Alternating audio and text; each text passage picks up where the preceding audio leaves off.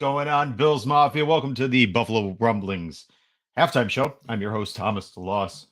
I'm here to kind of keep you company for the next 20, 25 minutes as we kind of guide ourselves into the second half. Obviously, we saw that was not the most enjoyable of first halves of football that we have seen thus far this season. Unfortunately for the Bills, this weather just seemingly is having its hands around the Bills' neck. But that last drive was something to definitely be proud of. I would say that Josh really stepped it up. The team really stepped it up. Get some big plays from McKenzie, big plays from Dawson Knox. And ironically enough, the first note I wrote in that first half was, "Is McKenzie a letdown?" Because I'll be honest with you, going into this season, a big part of what the season was that McKenzie was going to step it up big time, right? That was the big thing we kept saying. McKenzie was going to step it up big time. He did a little bit, but he had some major drops, some really disappointing drops, in fact. So we'll see if that continues. But as of right now, it's been something that's concerning to say the least. But then you got Dawson Knox, right? I'm hoping. Here's my hope is that if we can get a little bit more out of Spencer Brown, and that's something I wrote here, is that Spencer Brown has had some serious regressions. We've seen that Spencer Brown just hasn't been as good this year as we've seen in past, and it's really paying a serious toll on Josh.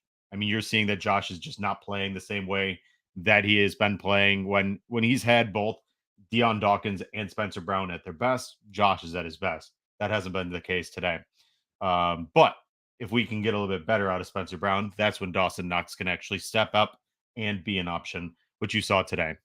So we shall see. We'll see if that continues to be something of point for the Bills. I'll tell you one thing, and I want to talk about this real quick.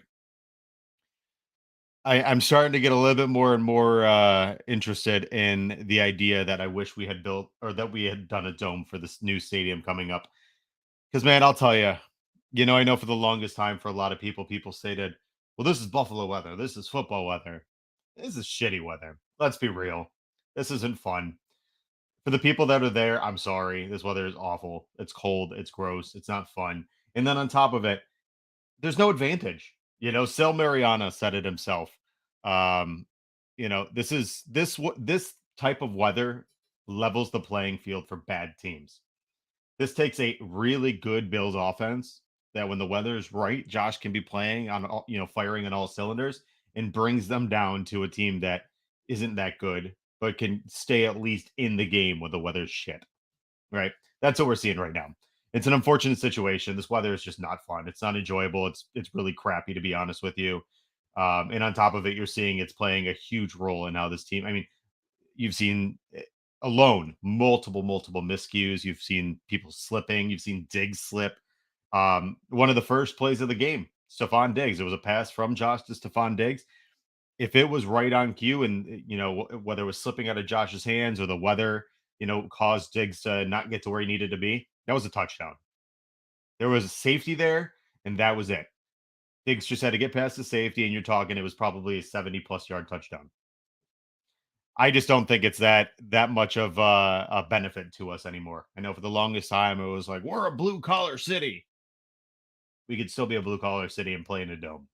You could still be a blue collar team and play in a dome. You don't have to play in the elements. This isn't 1970. We play on turf, which is going to change, but in general, you're seeing that this weather is just not fun. It's not conducive for football. You've got an air raid offense in Josh Allen that can play literally with any team. But when the weather's like this, it stifles them. You saw it last year, and you're seeing it again, rear its ugly head this year. I'll tell you a couple things that need to get fixed in that first half. The penalties were brutal in that first half. And I'm going to bring up the stats right now, actually. So team stats right now, penalties for the first half. The Jets were 5 for 31, penalties 3 for 20. And I know 3 for 20 doesn't seem like a lot, but the problem was those 3 penalties were in massive moments for the Bills. Massive. That's the biggest issue right now is that you're not just dealing with penalties, it's a one-off type of situation. The penalties that we had were in massive situations that put Josh in a bind. You saw Josh and the Bills were on, I think, the 7-yard line because of multiple penalties. It's tough. It's a tough situation that you just can't keep running into. Now in total, right now you got the Bills with 117 total yards to the Jets 95. The Bills have had 64 yards rushing and 53 yards passing. It's complimentary, but I don't think it's by design. And then for the Jets, it's 29 yards rushing, 66 yards passing. Seems if you take out their passing game, you might take out their team.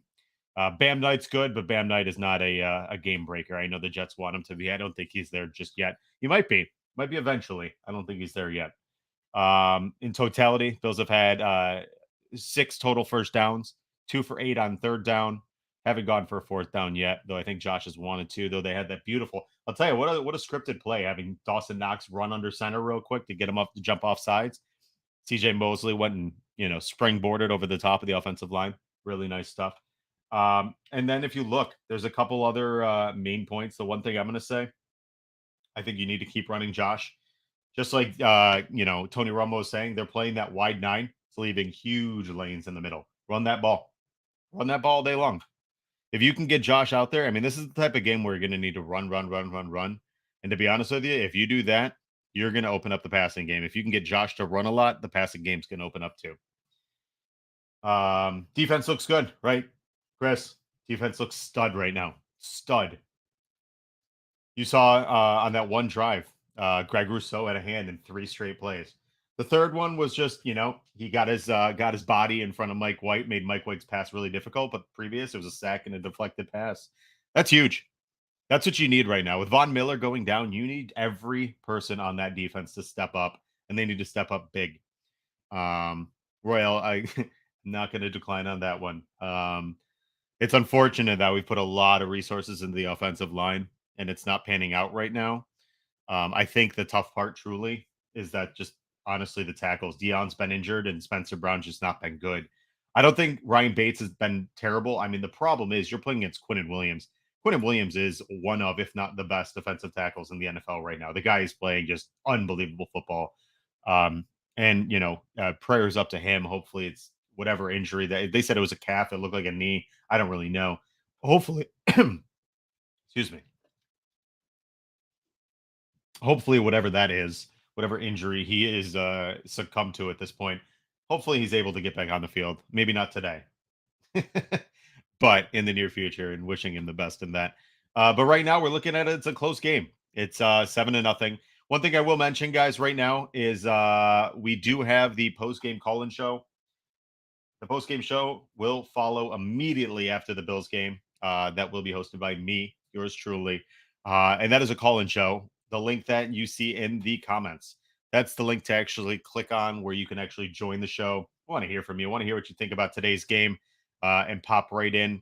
We'll talk about everything, and we'll lead right into what will eventually be the Overreaction post-game show hosted by the voice, Joe Miller. That'll be later this evening.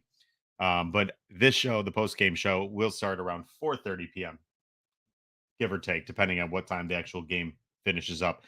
But I'll tell you, there's some nice things to be seen about this game and some definitely things to be desired. The offense sputtered out of the gate again. The first 5 weeks, they were scoring literally on the first drive.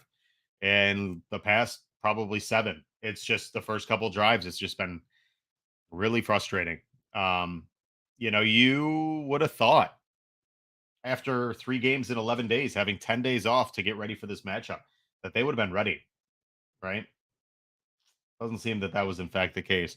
They definitely were a little rusty coming out of the gate. And generally speaking, your best offense is the one right out of the gate because that's the scripted section.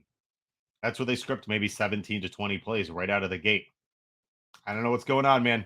I don't know if Ken Dorsey just needs to get some stuff figured out. If the protection for the offensive line is causing some issues, if Josh's arm is still bothering him, and so that's tough for him. One thing I will say, and I think it's interesting, and I agree, Tom, the weather is killing this offense for sure. The one thing that's concerning is Gabe Davis. It seems a lot of passes to Gabe Davis are always off. I don't know if it's Gabe Davis is running the wrong route or Josh Allen thinks that Gabe Davis is supposed to be in a specific spot that he's just not in. A lot of miscommunication there, but they just haven't been in sync much this year. In fact, I believe, if I'm correct, I don't think Gabe Davis has a catch this yet today. No, he doesn't. He has one target. John Brown, Gabe Davis, Khalil Shakir all have one target, no catches. Dawson Knox, 4 for 41, excuse me, with a touchdown. Four targets there. Isaiah McKenzie, four targets, three catches, 21 yards. And then Stephon Diggs, three targets, one catch, 4 yards. That's a big one. That's the one that you really need to get him involved there. Josh Allen, 5 for 36 rushing. Devin Singletary, 3 for 13. Isaiah, 1 for 7. James Cook, 2 for 5. And that one little run from Naeem Hines, 1 for 3. Got to get this offense rolling, guys. Got to get this offense rolling. This team is sputtering right now in the beginning of the game. My hope is that the defense can continue their path right out of that second half, continue what they've been doing, stifling the Jets offense and being able to dictate the game. But we are heading into the second half right now, guys. That was a quick halftime. I'm going to run all the way until I see that special teams get onto that field. But again, like I said, guys, join me immediately following today's game for the Buffalo Rumblings postgame call-in show. That is sponsored by Picasso's Pizza. Picasso's Pizza. Treat yourself to the most flavorful pizza in Buffalo. We are Buffalo Pizza. Picasso's. You can get them all over Buffalo, as well as you can order them online. Picasso'sPizza.net. You know what's really sick is I don't even have that script in front of me. I don't know how I actually remembered that entire thing. I've only done it one other time. Wild.